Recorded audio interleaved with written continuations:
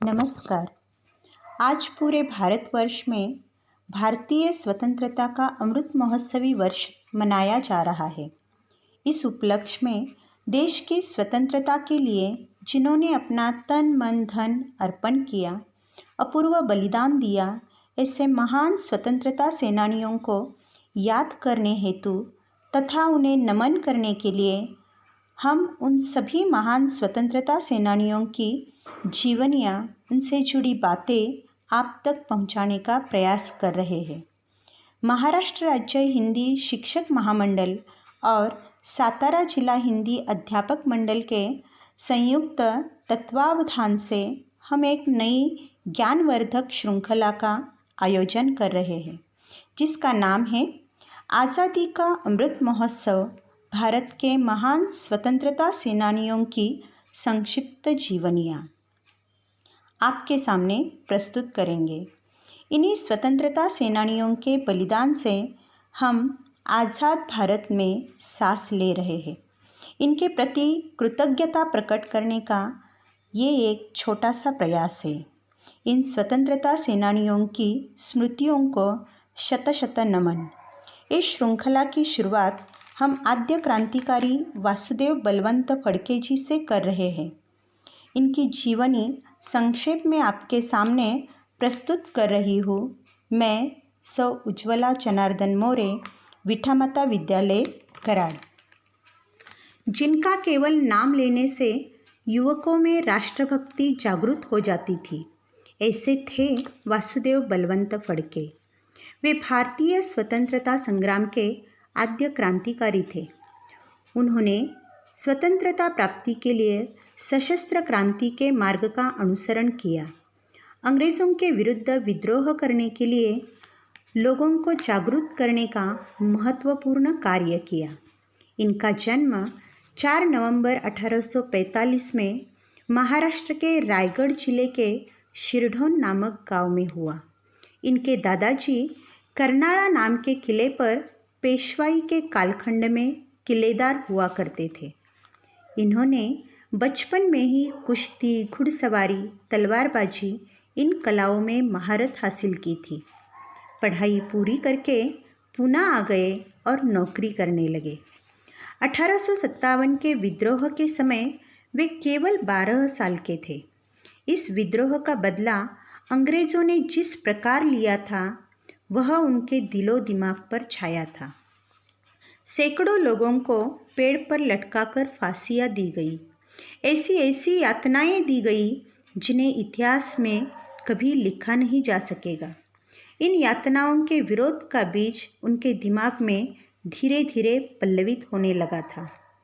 सार्वजनिक सभा नामक संगठन में महादेव गोविंद रानडे जी का वासुदेव ने एक भाषण सुना, जिसमें रानडे जी ने इस बात पर बल दिया कि अंग्रेज़ किस प्रकार भारत की आर्थिक लूट कर रहे हैं। इसका वासुदेव जी पर बड़ा प्रभाव पड़ा। वे नौकरी करते हुए भी छुट्टी के दिनों में गांव-गांव घूमकर लोगों में अंग्रेज़ों की आर्थिक लूट के विरोध में प्रचार करते रहे। क्रांतिवीर लहूजी साळवे जी के विचारों से भी वे बहुत प्रभावित हुए। उनके जीवन को बदल देने वाली घटना थी उनके माँ की बीमारी। 1871 में उनकी माताजी की तीव्र अस्वस्थता का तार उनको मिला। इसमें लिखा था कि वासु, तुम शीघ्र ही घर आ जाओ, नहीं तो माँ के दर्शन भी शायद न हो सकेंगे। वे तार लेकर अंग्रेज़ अफसर के पास अवकाश का प्रार्थना पत्र देने के लिए गए, किंतु उस अंग्रेज़ अफसर ने छुट्टी देने से साफ मना किया। लेकिन वासुदेव माँ से मिलने के लिए अधीर थे, अस्वस्थ थे। वे बिना छुट्टी के ही गांव चले आए। गांव आने पर वासुदेव पर वज्राघात हुआ। उनका मुंह देखे बिना ही तड़पते हुए उनकी ममतामयी माँ मृत्यु की गोद में जा चुकी थी। इसी वजह से अंग्रेजी शासन से उन्हें घृणा हो गई। वासुदेव के मन में अंग्रेज़ों के खिलाफ बगावत ने जन्म लिया। उन्होंने नौकरी छोड़कर महाराष्ट्र के आदिवासी, कोली, भील तथा धांगड़ जातियों को इकट्ठा करके रामोशी नाम का क्रांतिकारी संगठन खड़ा किया। इस संगठन ने अंग्रेज़ों से बगावत का बिगुल बजा दिया।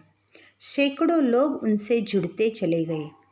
वासुदेव ने अपने संगठन को आर्थिक रूप से मजबूत करने के लिए शिरूर और खेड़ तहसील के अंग्रेजी सरकार के खजीनों को लूटा। फड़के जी को तब विशेष प्रसिद्धि मिली जब उन्होंने पूना शहर को जीता और कुछ दिनों के लिए उसे अपने नियंत्रण में ले लिया। अब तक वासुदेव का प्रभाव महाराष्ट्र के 7 जिलों में फैल गया था और अंग्रेज अफसर वासुदेव के नाम से ही डरने लगे थे। इसलिए ब्रिटिश सरकार ने उनको जिंदा या मुर्दा पकड़ने के लिए 50,000 रुपये के इनाम की घोषणा कर दी।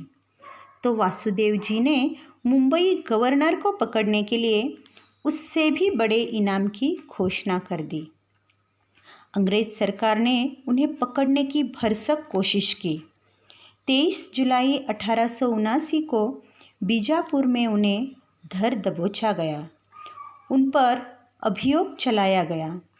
उन्हें आजीवन कारावास की सज़ा सुनाई गई और उन्हें एडन के कारागृह में रखा गया। उन्हें कई तरह की यातनाएं दी गई। वे उस कारागृह से भागने में भी एक बार सफल हो गए, लेकिन फिर से उन्हें पकड़कर कारागृह में डाला गया। अब उन पर होने वाले अत्याचारों की कोई सीमा नहीं थी। कई तरह की यातनाओं से उनका शरीर दुर्बल हो गया। 17 फरवरी 1883 को यह वीर सपूत वासुदेव बलवंत फड़के हमेशा के लिए अमर शहीद बन गए।